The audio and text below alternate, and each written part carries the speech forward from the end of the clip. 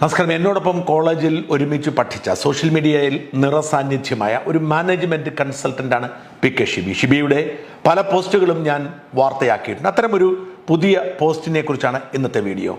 ഏതാനും ദിവസങ്ങൾക്ക് മുമ്പ് 2 വരി മാത്രമുള്ള ഒരു പോസ്റ്റ് ഷിബി തന്റെ ഫേസ്ബുക്കിലിടുന്നു. അതിങ്ങനെയാണ്: ഒന്നുകിൽ എല്ലാ ആരാധനാലയങ്ങളും സർക്കാർ നിയന്ത്രണത്തിലാക്കണം, അല്ലെങ്കിൽ ക്ഷേത്രങ്ങൾ ഹിന്ദുക്കൾക്ക് വിട്ടുകൊടുക്കണം. ക്ഷേത്ര സ്വത്ത് മാത്രം എങ്ങനെയാണ് പൊതുമുതലാകുന്നത്? ഫ്രീ ഹിന്ദു ടെമ്പിൾ എന്ന ഒരു ഹാഷ്ടാഗിലായിരുന്നു ഈ കുറിപ്പ്.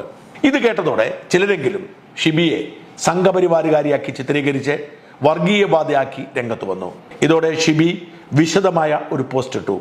എന്തുകൊണ്ടാണ് ക്ഷേത്രങ്ങൾ മാത്രം സർക്കാർ നിയന്ത്രണത്തിലായിരിക്കുന്നത് എന്ന ചോദ്യം ആവർത്തിച്ചുകൊണ്ട് തെളിവ് നിരത്തി. ഈ സമയത്താണ് മറ്റൊരു വാർത്ത പുറത്തു വരുന്നത്. ഗുരുവായൂരപ്പന് ബാങ്ക് നിക്ഷേപം 1737.04 കോടി, സ്വന്തമായി 271 ഏക്കർ. അതായത് ഗുരുവായൂർ ദേവസ്വത്തിന്റെ